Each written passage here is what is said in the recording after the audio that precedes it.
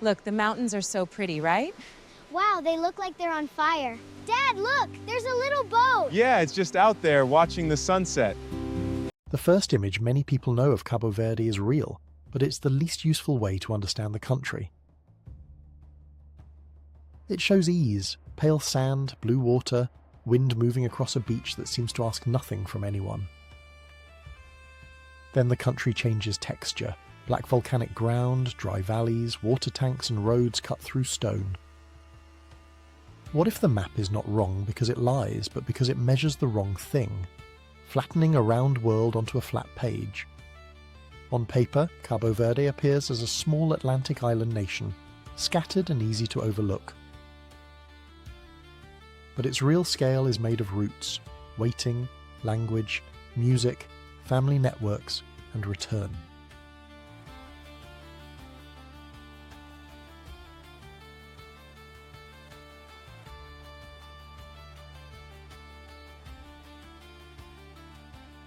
The postcard is not false, it simply arrives too early before the harder geography is spoken. Behind the beach image are islands where wind is not decoration, it is a daily force. There are places where green valleys exist because people learned how to hold water against chance. There are harbours where departure is not exceptional but part of the architecture of home. A suitcase by the doorway can tell you more about a place than the neat outline of its borders on a map. Cabo Verde looks small if you measure only the dry volcanic land above the Atlantic, because that leaves out most of the country's real scale. That is the first mistake, confusing small territory with a small national imagination.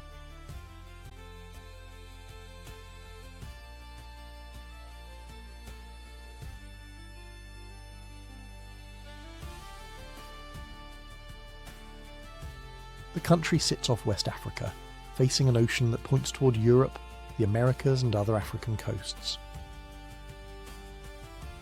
From a distance, the islands look like tiny marks scattered across a vast blue expanse of sea. But a lived map would not stop at the coastline. It would keep drawing outward, following the routes, crossings and connections beyond the shore. Lines would move toward Lisbon, Boston, Rotterdam, Dakar and back again, not as statistics, but as memory. These routes do not replace the islands. They make them feel larger, turning separate shores into one connected experience. A phone call, a remittance, a song, a return ticket, each becomes a small bridge over water. For many families, the ocean is not an edge, it is the space where responsibility keeps moving.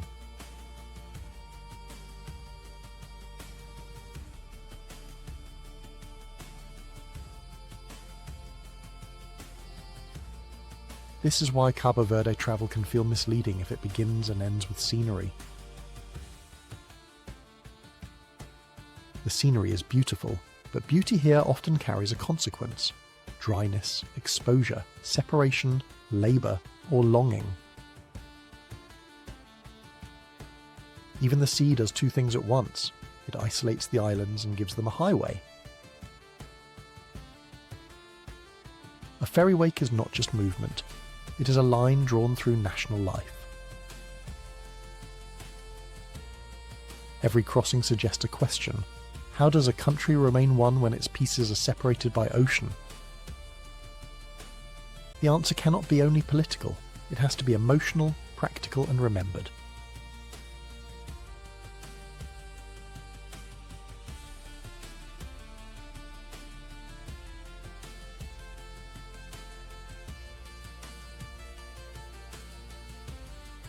In this Cape Verde documentary, the older name may appear, but the country's official name is Cabo Verde. That naming matters because outsiders often meet the islands through translation before meeting them through life. The deeper story is not a slogan, it is the slow formation of belonging across distance. Wind, music and distance will return throughout this journey because they keep shaping the same question. First, distance is visible. Later, it becomes something spoken, sung, sent abroad and brought home. A map can show the islands spread across the water. It cannot show the routes, boats, and daily movement that keep people connected between them. So the first map we need is not a correction of borders on paper, but a correction of attention, of what we choose to notice and what we overlook.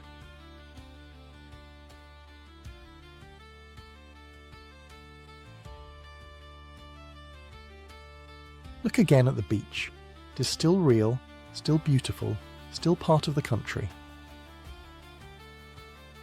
But now it stands beside volcanic slopes, dry inland roads, ferry schedules, harbour lights and family routes across the Atlantic. The easy image has not disappeared. It has been placed inside a much larger system. That is the first adjustment this film asks for. Measure Cabo Verde by what it holds together.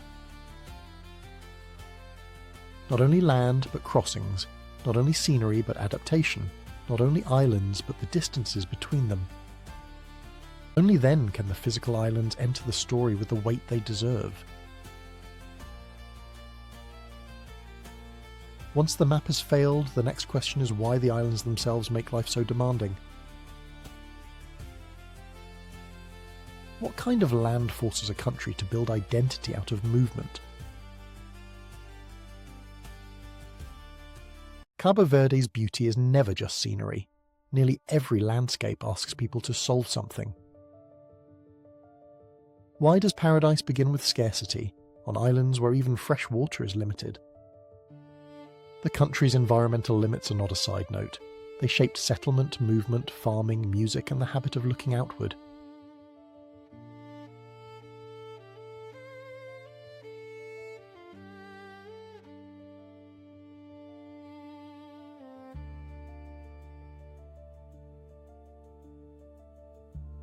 After the map fails, the land answers first. Cabo Verde geography begins with islands lifted from the Atlantic by fire, then weathered by wind. On Fogo, that origin is not hidden under green softness. It stands openly in black ground, dark slopes, and the cone of Pico de Fogo. The Fogo volcano gives the island one of Cabo Verde's most dramatic horizons. But drama here is never only visual. Volcanic soil can be fertile, yet the same mountain carries risk. Life near it is a negotiation with possibility and danger.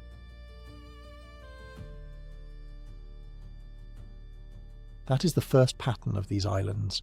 What looks spectacular from far away often becomes practical up close.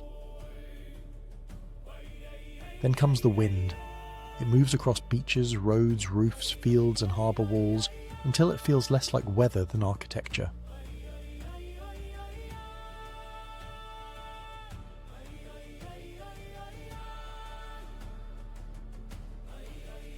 Wind shapes how things are built, how cloth is tied, how dust moves and how exposed every settlement can feel. It also explains why ease is the wrong starting point. Cabo Verde often asks people to plan around forces that never completely pause. Dryness is another teacher. Rain can arrive unevenly and long dry periods are part of the memory of the islands. So water becomes visible. It appears in tanks, cisterns, wells, pipes, channels, and the careful placement of small cultivated spaces. You start to see the country differently when water is not background but design. A roof is also a collector. A courtyard is also shade. A path may follow the logic of storage.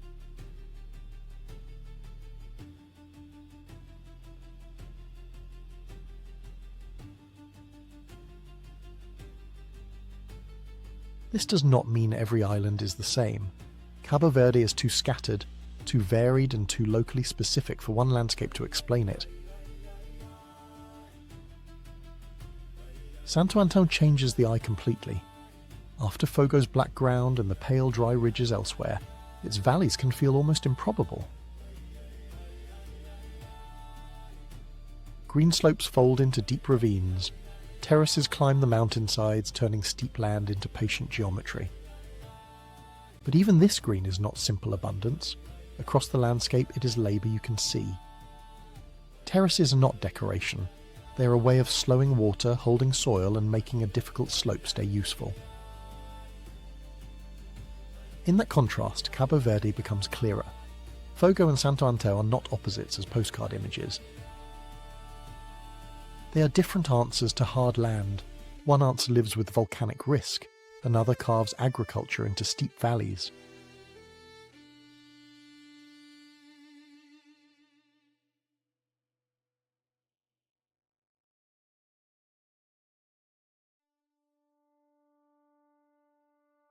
Between them, the country teaches the same lesson in different forms. The landscape is beautiful because it has been negotiated, not because it has been easy. That negotiation continues in the smaller details. Stone walls hold edges in place. Narrow fields follow the shape of hills. Water containers sit where scarcity has taught memory. These are not symbols of defeat. Up close, they are evidence of attention, care, and use. People read wind, slope, shade, soil, and season with a precision outsiders often miss. Survival here is not passive endurance, it is skill.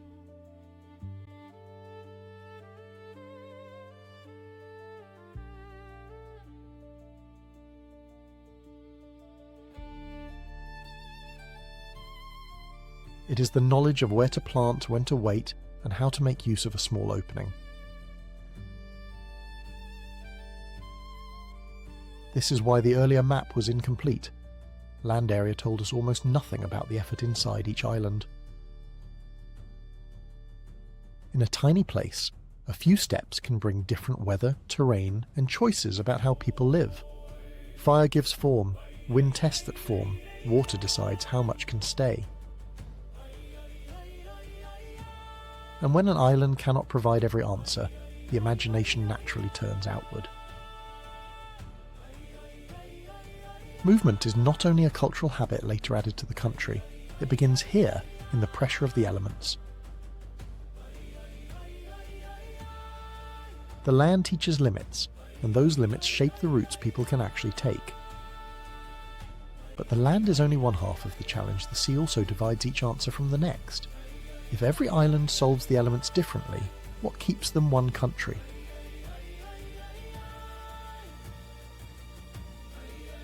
Most countries are stitched by roads. Cabo Verde begins with water between the pieces. After the dry valleys and volcanic slopes, the next question is not where each island sits, but how they keep speaking to each other. The same sea that separates the Cabo Verde Islands is also the thing that keeps them in conversation. On a map, the gaps look clean and manageable. In life, every gap becomes a schedule, a ticket, a waiting room, a harbour. In Cabo Verde, movement is not just transport, it is part of national continuity. The country is not a single landmass with roads radiating outward. It is an argument made again and again across water. Some islands feel almost neighbouring when drawn as dots, but between those dots is weather, distance, cargo, timing, and the Atlantic's mood.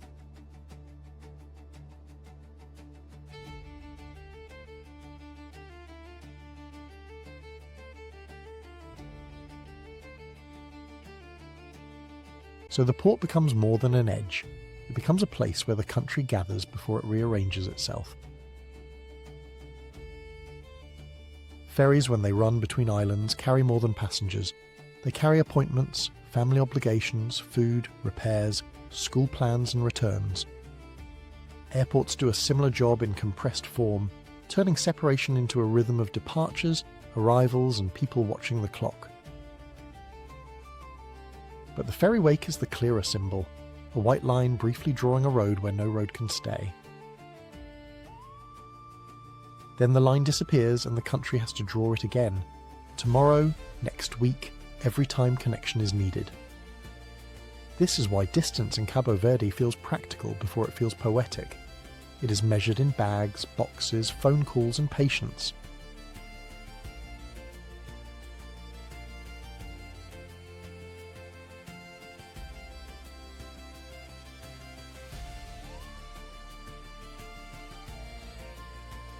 A person leaving Santiago for another island may not feel they are leaving the nation. They may feel they are crossing one of its internal rooms.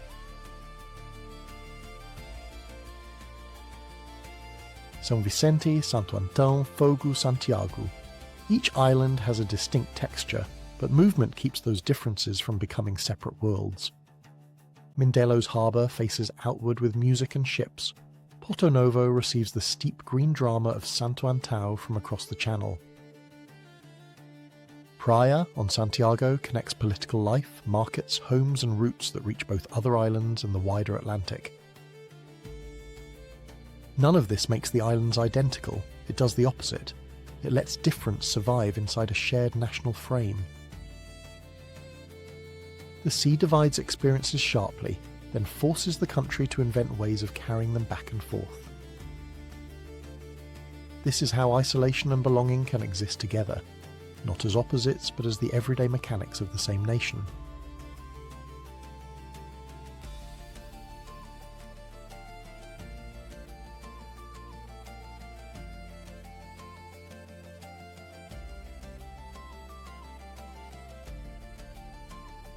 Look at cargo from a distance, stacked shapes, covered goods, ropes, ramps, quiet waiting. It is ordinary, but it is also national architecture. The most revealing image may be a suitcase beside a doorway before dawn, ready for a crossing that is routine and emotional at once. In an archipelago, leaving can be temporary and still feel serious because the water gives every movement a small ceremony. There is no need to romanticize the inconvenience. Delays, uncertainty and coordination can be exhausting, but they also reveal the structure underneath. A country held together by islands must keep practicing connection. It cannot assume connection is automatic.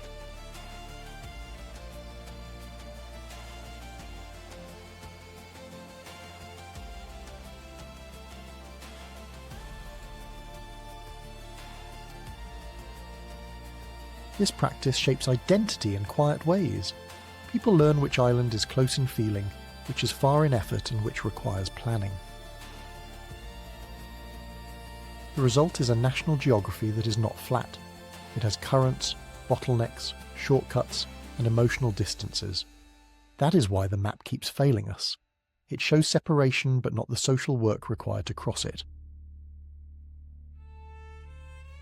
And once movement becomes part of daily imagination, the ocean stops being only an obstacle. It becomes a language of connection. The routes inside Cabo Verde prepare the viewer for the larger routes still ahead: Lisbon, Boston, Rotterdam, Dakar and return. A route is never only a line. It is a memory of who left, who waited and who is expected back. The ocean teaches the nation to think in departures without surrendering the idea of return.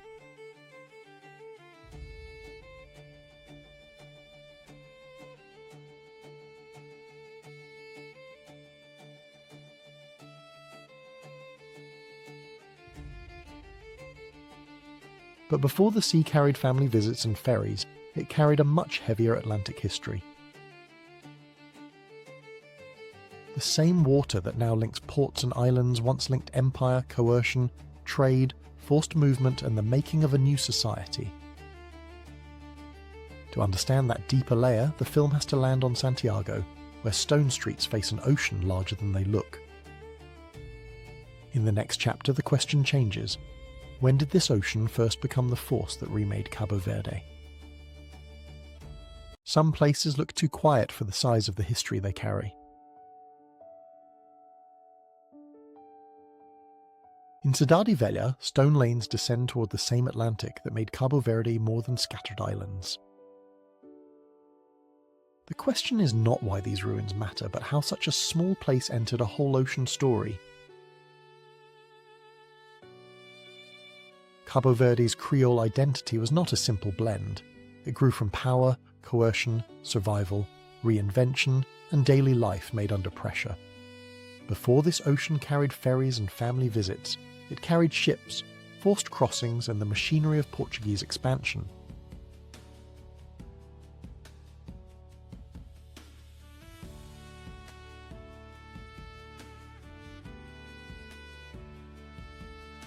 Santiago sits in the southern group close enough to West Africa for winds and roots to make it a doorway. On a flat map, the island is a dot. In Atlantic history, it became a hinge. Ribeira Grande de Santiago, today known as Cidade Velha, developed from the late 15th century as an early Portuguese settlement in the tropics. Its position mattered because ships moving between continents needed places to stop, store, trade, control, and continue. The Atlantic slave trade was not background here.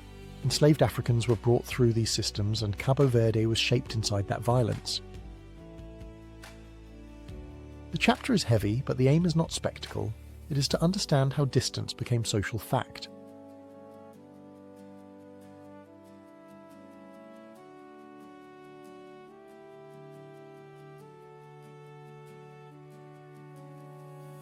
The stone here does not explain everything, but it refuses to let the story become abstract. A street can hold empire without looking dramatic. A wall can remember more than it says. The old fortifications above the sea suggest fear as well as command, a settlement watching routes that made it valuable and vulnerable. Church ruins and weathered masonry point to colonization not as a distant chapter, but as a structure placed into daily life. The historic centre of Ribeira Grande, Cidade Velha, is recognised by UNESCO as a World Heritage Site, precisely because this small place carries Atlantic significance. But heritage status is not the same as memory. A protected site can still ask harder questions than a plaque can answer.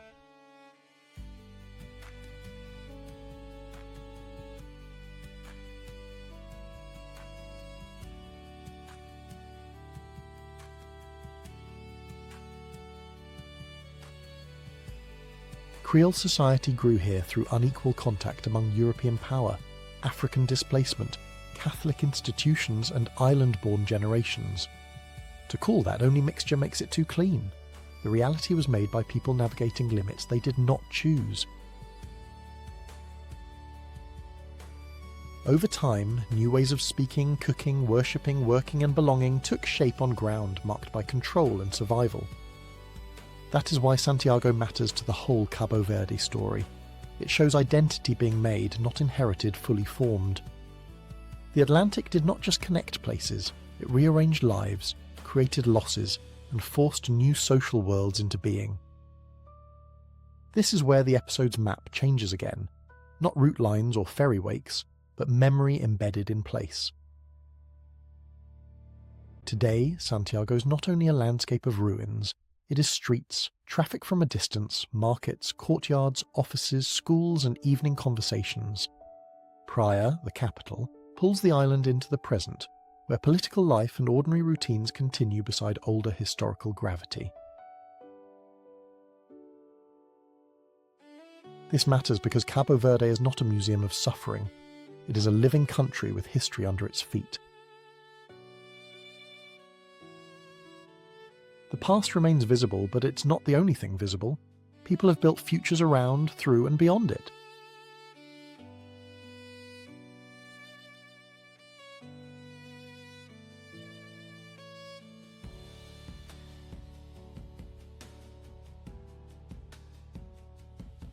The quieter you look at Cidade Velha, with its worn stone streets and weathered facades, the less it feels like a preserved ending. It begins to feel like a threshold. Stone behind you, ocean ahead, and a country still translating both. That translation leads inward, away from walls and ports, toward the words people use when official distance falls away. Portuguese remained the language of state, school, and administration, but the warmth of everyday belonging often moves through Kriolu. In that shift, history stops being only a timeline. It becomes a voice, a joke, a greeting, a song remembered at home. The past did not stay in stone. It moved into the way people speak, greet, sing, and remember. So the next question is intimate. What happens when history becomes a language of home? A country can be written in one language and lived most warmly in another. After stone streets and Atlantic history, the film turns inward, toward the country people carry in their voices. Kriolu is not only a language fact, it is a social geography of closeness, memory and island belonging.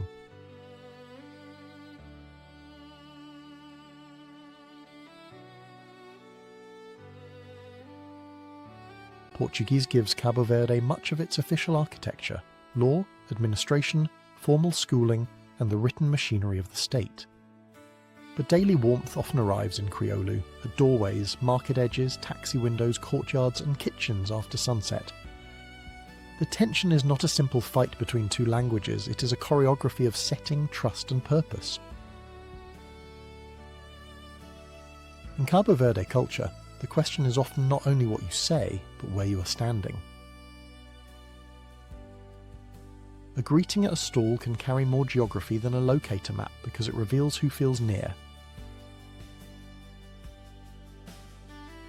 A joke shared across a doorway can do what borders cannot, make distance briefly disappear. On a family call abroad, Kriolu can make a room on another continent feel island close again.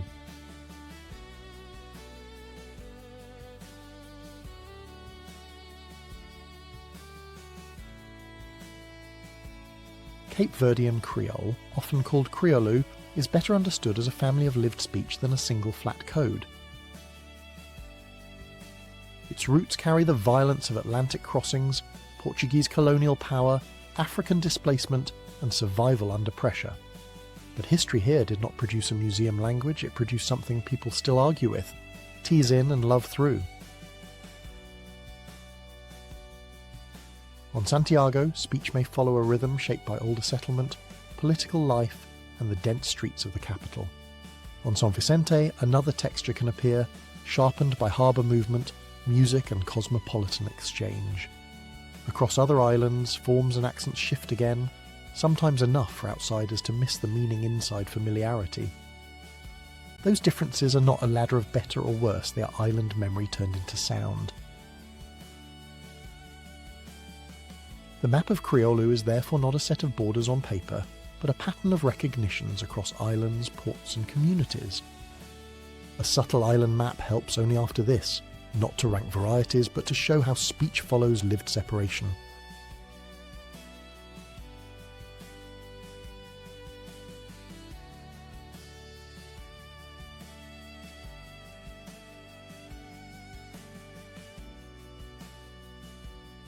Language also marks formality, age, education, migration and mood, which is why switching languages can change a room. Portuguese can open institutional doors, an exam, an office, a legal document, a national broadcast. Kriolu can close emotional distance, a grandmother's call, a neighbour's joke, a remembered phrase from childhood. Many Cabo Verdeans move between these registers with skill, reading the moment before choosing the voice. If you want the maps, links and extra notes, check the pinned comment and tell us what detail is staying with you. Then come back to the voices, because Cabo Verde's inner map is easiest to hear in ordinary transitions. In a taxi, a driver's change of language can make a passenger feel less like a customer. In a schoolyard, children may move between formal learning and playground Kriolu without seeing a contradiction. Public life may require one voice, private trust may invite another. Cabo Verdean identity lives in that movement. Kriolu has also gained written attention, cultural visibility and debate, especially around how a spoken home enters institutions. Writing Kriolu can be political and personal at once because choosing orthography also means choosing visibility. Yet its strongest proof is not policy. It is recognition on a face when the right words arrive. It can carry humour that loses its shape in translation because timing belongs to the community. It can carry grief without making grief public, folding tenderness into phrases outsiders may never fully hear. It can name a home that is not just a place on a map, but a voice returning through memory in the sounds, accents, and stories people carry with them.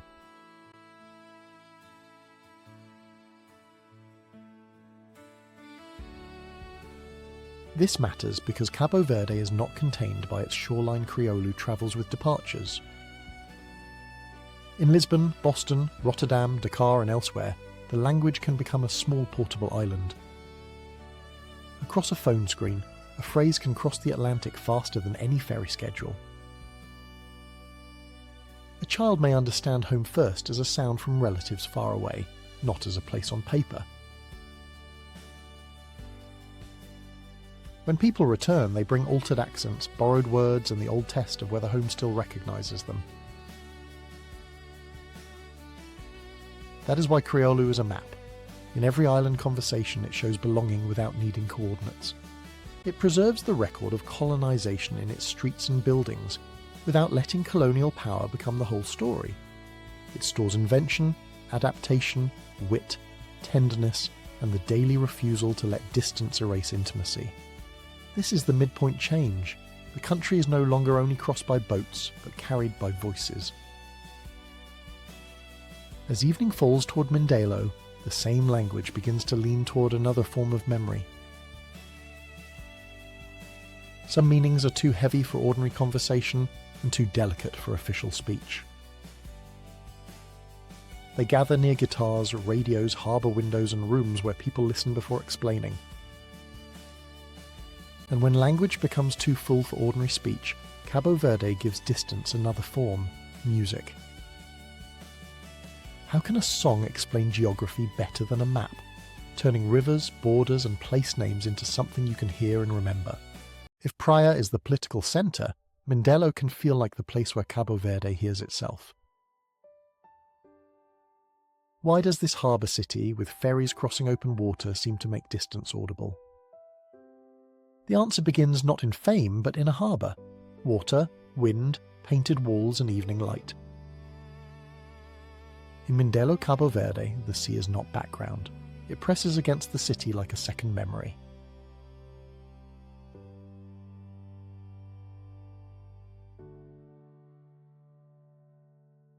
Here, Cabo Verde music is not decoration. Morna and related traditions are emotional evidence of leaving, waiting and return. Morna moves slowly, but it is not empty sadness. It listens to what distance does to people. It can carry saudade, longing, memory, tenderness, absence, and the strange warmth of loving what is not fully present.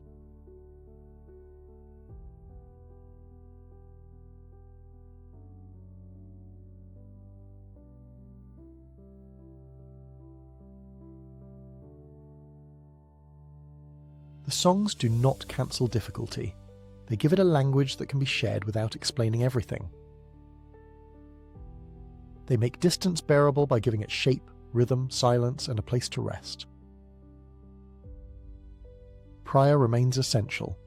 The capital, the administrative centre, the place where national decisions are made and institutions gather. But Mindelo on São Vicente often works differently. It becomes an emotional lens rather than a political one. Not better, not more authentic, simply another way the country understands itself.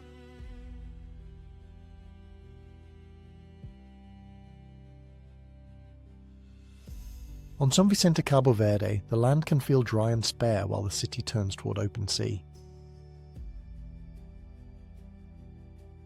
The harbour matters because ports do not only receive cargo, they train people to feel arrival and departure.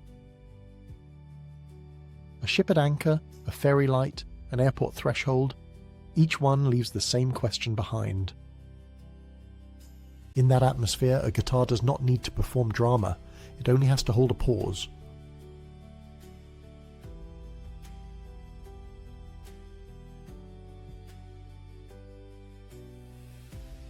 A radio in a kitchen, a rehearsal behind a half-open door, a song drifting into the street.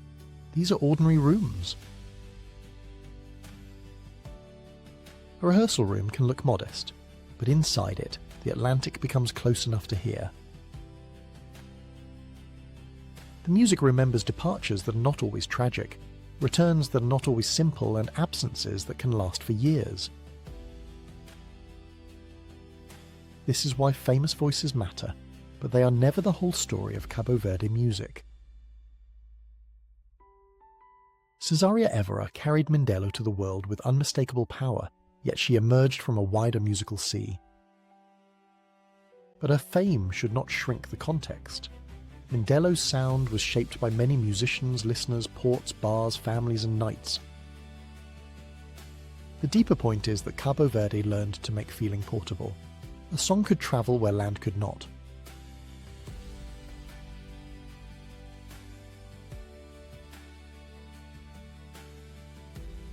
Earlier, Kriolu showed us that home can live in speech, humour, tenderness, and the private texture of everyday life. Here, language loosens into melody. What could be said becomes something that can be carried longer. A phrase sung in Kriolu can hold island difference, family memory, and the feeling of hearing home from far away. That is why a song can sometimes explain geography better than a map. It reveals the distances people actually feel.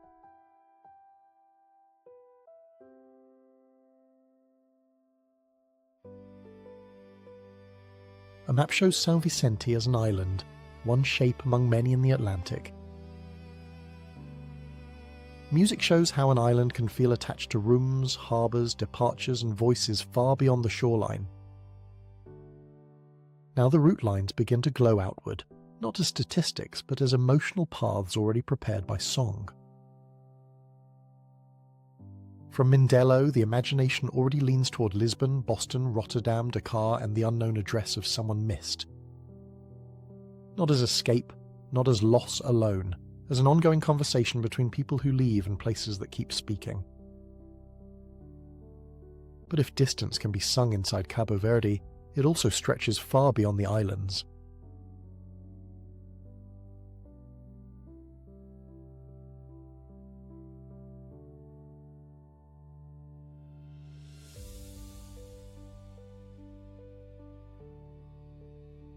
What happens when part of a country is always somewhere else, separated from the mainland on the map?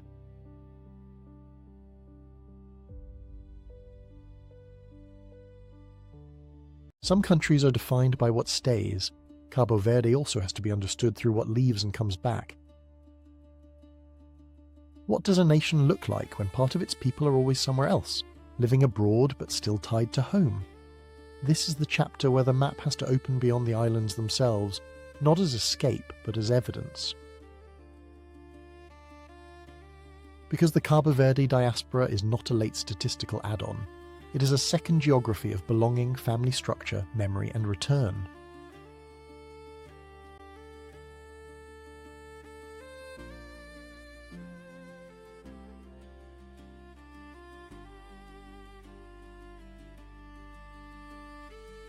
On an official map, the country is a scatter of Atlantic land.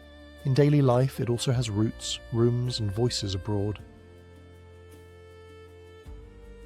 Those routes point toward Lisbon, Boston, Rotterdam, Dakar, and other places where Cabo Verdean life has taken root across generations. But the important part is not the size of any community. It is the way distance becomes ordinary, planned for, and felt. A suitcase by the doorway can reveal as much about a country as its coastline or harbour, hinting at how people arrive, leave, and live day to day.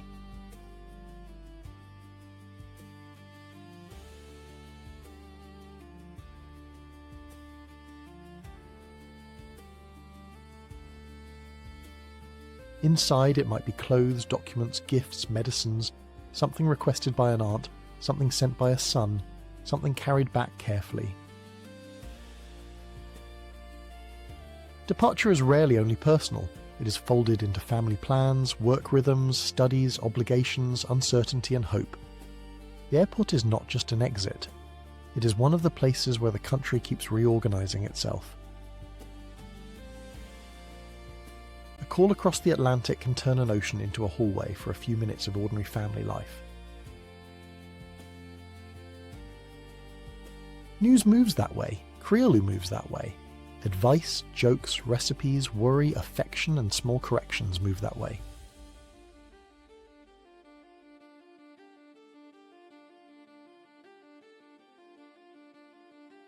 The language does not simply leave the islands. It travels, absorbs new sounds, and returns with people who have changed. An accent can carry Rotterdam rain, Boston winter, Lisbon streets, or Dakar heat back into an island courtyard. And still the point is not dilution, it is continuity under pressure, adjusted by distance but not erased by it. Cabo Verdean identity has learned to survive by being portable, without becoming weightless or detached from place. That is why music matters again here. A song heard abroad can make home present without pretending distance has disappeared.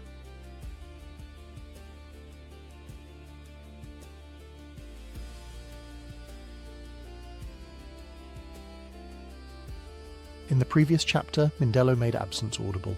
Here, that sound travels past the harbour and across the Atlantic. It enters apartments, restaurants, community gatherings, car radios and quiet rooms far from the islands, carrying memory without freezing it. The country outside the country is not a replacement for Cabo Verde. It is an extension, and sometimes a mirror.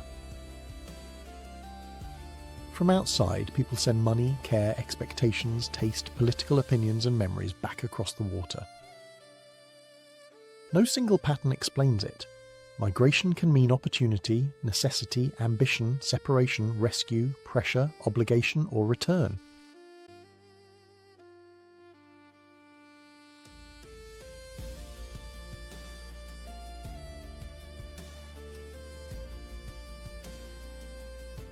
What matters is that movement becomes infrastructure, as real as a ferry schedule, a port, or a water tank.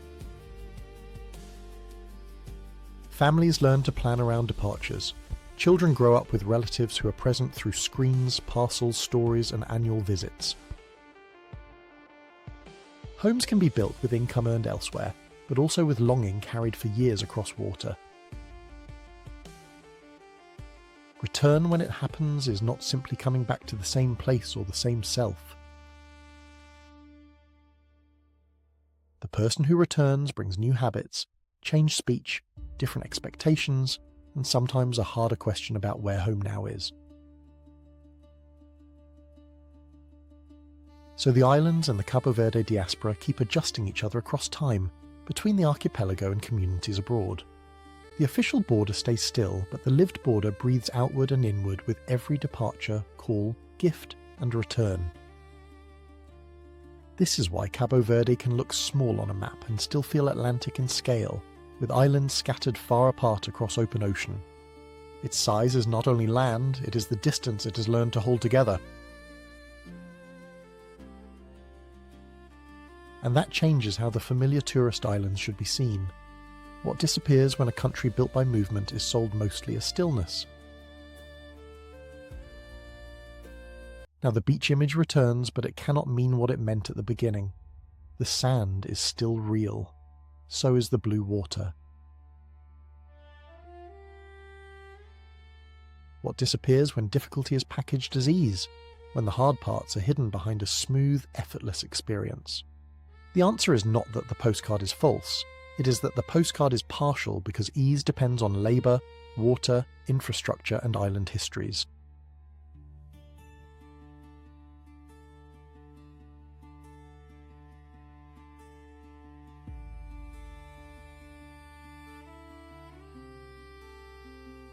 By now, Cabo Verde beaches arrive after drought, ferries, Kriolu, music and departure.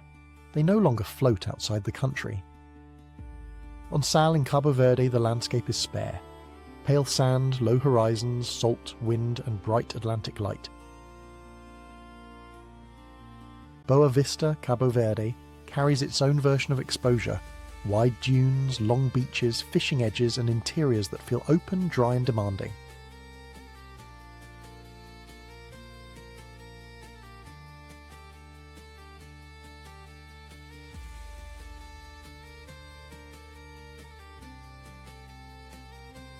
These islands matter to Cabo Verde tourism, but they are not shortcuts to understanding Cabo Verde. They are late evidence in a longer argument.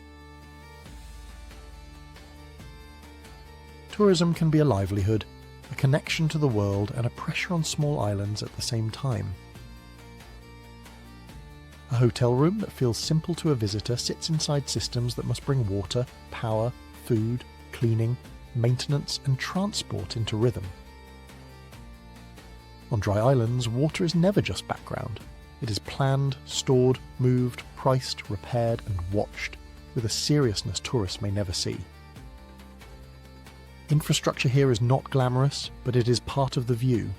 Roads, tanks, service yards, ports and airport thresholds help produce the feeling of ease. Behind many calm mornings are people moving before the beach is fully awake. Drivers, cleaners, cooks, guards, guides, builders and office workers.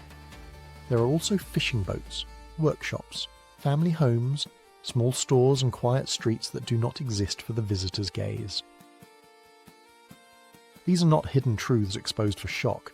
They are ordinary parts of the country and they deserve to be seen without drama. The problem is not that visitors love beauty. The problem is when beauty becomes the only accepted language for a place. A tourism map can make movement look one-directional. Flights arrive, guests rest, photographs leave. But Cabo Verde's older map is more complicated. The Cabo Verde beaches sold abroad belong to the same country as terraces, volcanic slopes, harbour songs and suitcases waiting by doors. Step away from the coast and the postcard starts to gain edges. Dry ground, utility corridors, wind-scoured walls and neighbourhoods shaped by work. Even the service entrance tells a story. It shows that leisure is not weightless, it is organised by people whose lives continue after checkout. Airports sharpen the contrast. The same runway can carry tourists into stillness and Cabo Verdeans into migration, return, obligation, work and family reunion.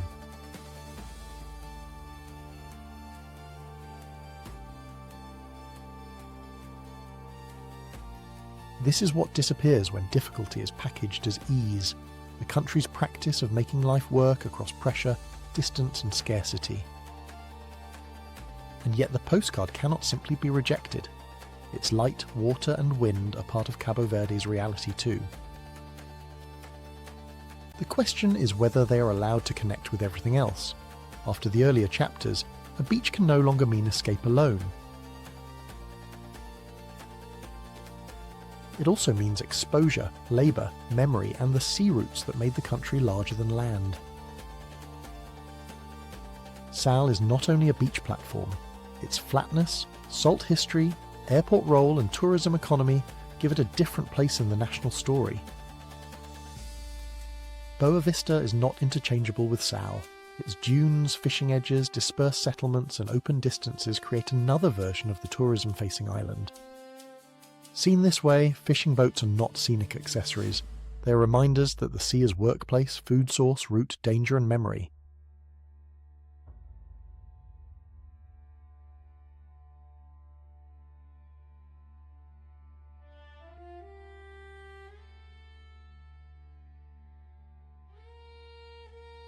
Tourism brings opportunity, but it also concentrates attention.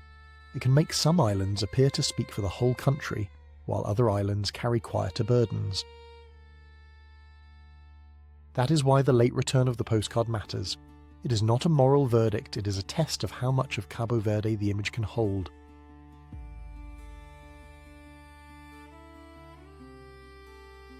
If the image only promises ease, it shrinks the country again. If it admits systems, movement and memory, it becomes more honest.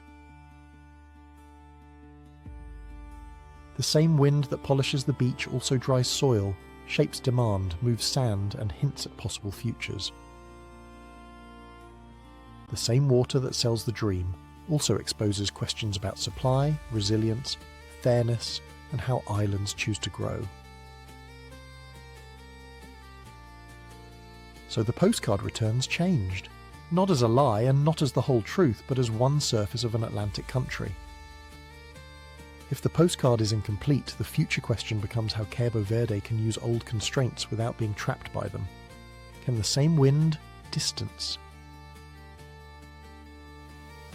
How did the harsh climate and constant exposure that once shaped hardship become tools people could use for the future? The forces that made Cabo Verde difficult may also become the forces that help it endure if they are used with care. Can old constraints become future tools? That is the final question this Atlantic country leaves behind.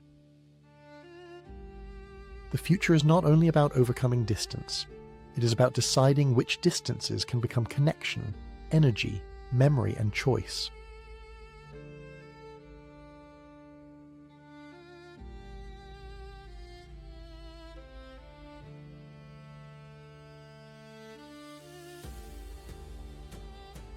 Climate pressure, water demand, youth migration, tourism and economic adaptation do not arrive separately here.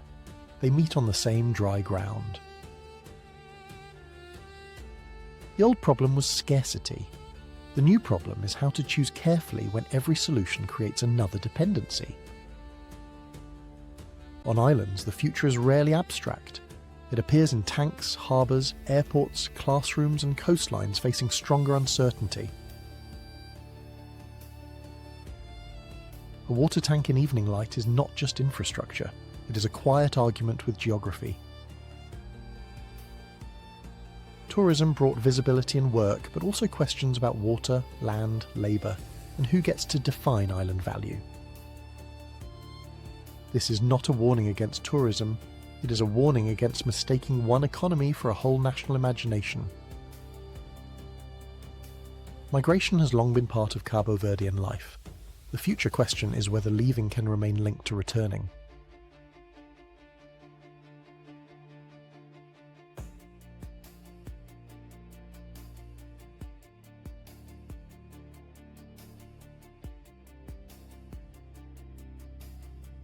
The wind is the clearest example.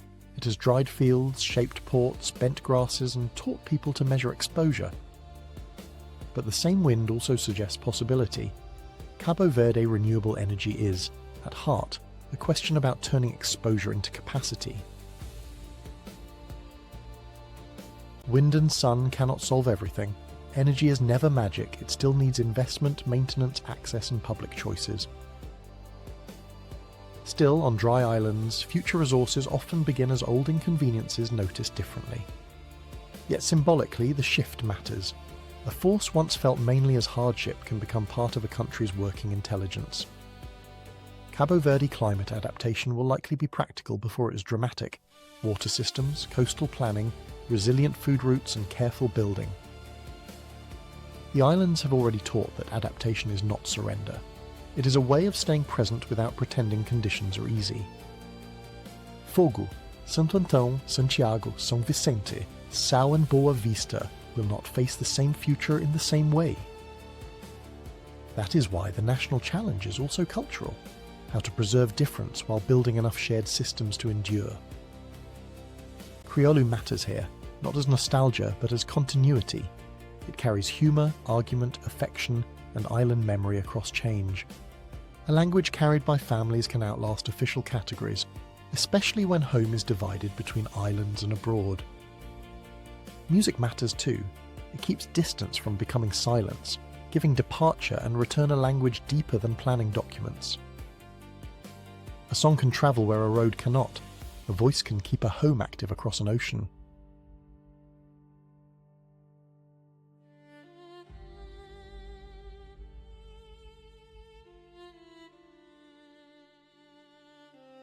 The diaspora is not only a past chapter, it may remain one of Cabo Verde's most important future networks. Families, skills, money, stories and expectations move along those routes. So do questions about belonging and responsibility. The map we saw at the beginning was too empty. Now every route line carries a human weight. Lines toward Lisbon, Boston, Rotterdam, Dakar and back are not decorations. They are part of the country's lived architecture. The postcard also returns one last time. Beaches are real and so is the work required to make ease visible. A future built only for visitors would be too small. A future that ignores visitors would also miss reality. The harder task is balance, protecting ordinary island life while staying open to the world that has always shaped it. That balance will not be solved once. It will be negotiated season by season, project by project, household by household.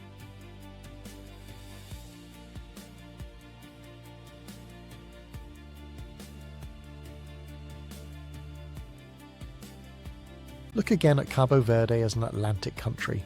The islands are still small dots, but they no longer feel isolated. They hold volcanic slopes, terraced valleys, dry wells, water tanks, ferry wakes, stone streets, Kriolu voices and harbour songs. They hold airport thresholds, family calls, return visits, fishing boats, resort lights, and the stubborn patience of daily adaptation. The country is not large because it occupies vast territory. It is large because of what it keeps in relation. Islands that differ sharply, histories that still speak, landscapes that demand invention, people whose sense of home has learned to travel. Once you see that, distance stops looking like emptiness. It looks like the material Cabo Verde has been working with all along. The postcard was never false. It was simply too small for wind, music, distance, memory and return. The map still shows small dots in the Atlantic, but by now those dots no longer look small. If a country is measured by the distances it can hold together, how large is Cabo Verde really?